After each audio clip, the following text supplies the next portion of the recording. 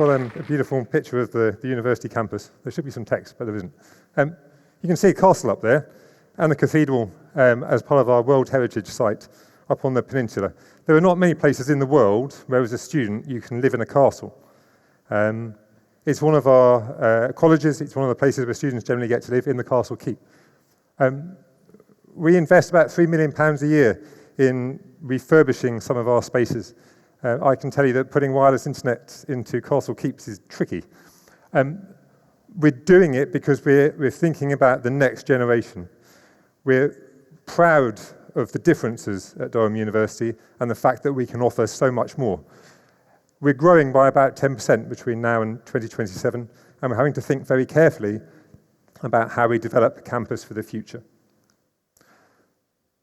The times are changing, someone said that. You might have heard of him, Bob Dunn.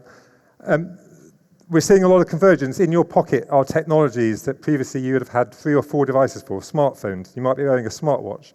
You might have brought with you a laptop or an iPad. Our students bring these all the time. We see them on our networks. There's expectations from the domestic sectors. What you can do at home, you want to be able to bring that into university and have the same experience. Wireless printers. We heard before from one of the other speakers, the ability to control your environment, to connect to Nest or another technology and have that personalized heating experience in your room. We're also having to think about the impact some of these devices coming onto our network has.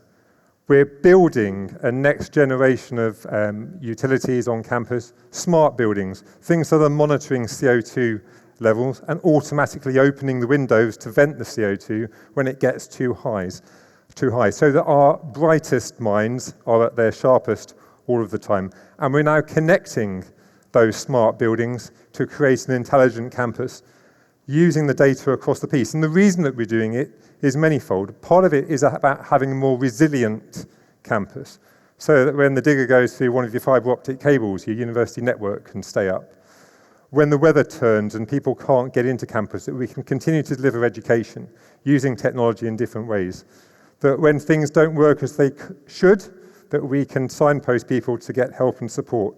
And that we can share the university experience, such as the graduation ceremonies in the cathedral across campus, so that those people who can't normally make those get to see the product of what a university is all about. We're on a journey. Before 2018, when we were planning the refurbishment of the Calman Learning Centre and putting this technology in, we were also thinking about where we wanted to be further down the road. How are we going to develop the next generation campus? We've been thinking about that by going back to some of the basics. If you understand the industrial past of County Durham, you might not be surprised that we've been mining, but we've been mining for data. We've been mining for data internally, and we've been benchmarking against our peers. What is the rest of the sector doing? But not just our sector. What's big business? What's industry doing? What can we learn from that? How can we feed that in?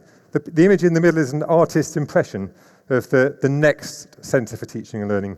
It's just opened.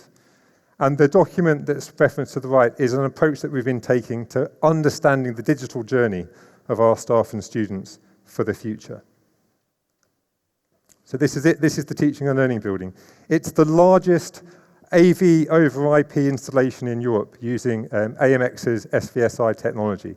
It means that we can think about the teaching spaces that we need for today and have the confidence that we've got the flexibility inherent to have the teaching spaces of the future.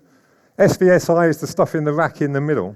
It allows us to take something from the lecture theatre in the picture on the side and have that experience shared, not just across campus, but potentially with global learners all over the world.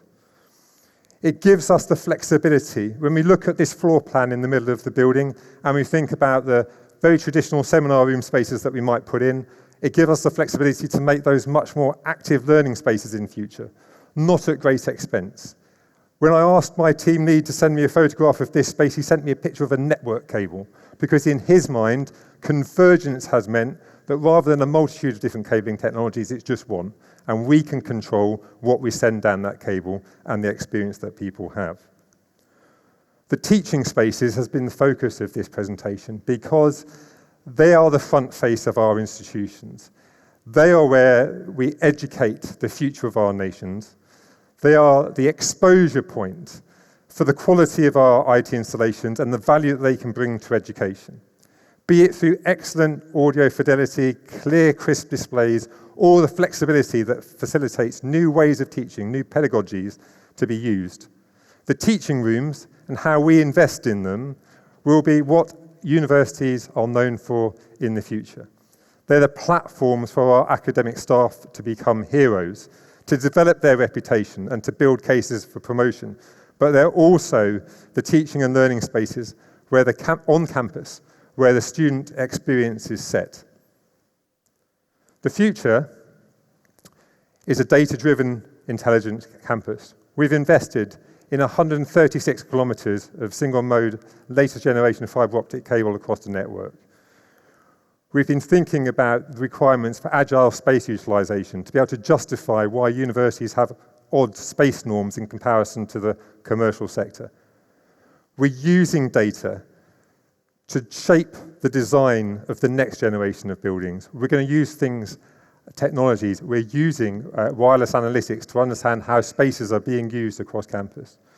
We're making sure that in the future, the spaces that we use are not just connected, but that we can transit information across them securely.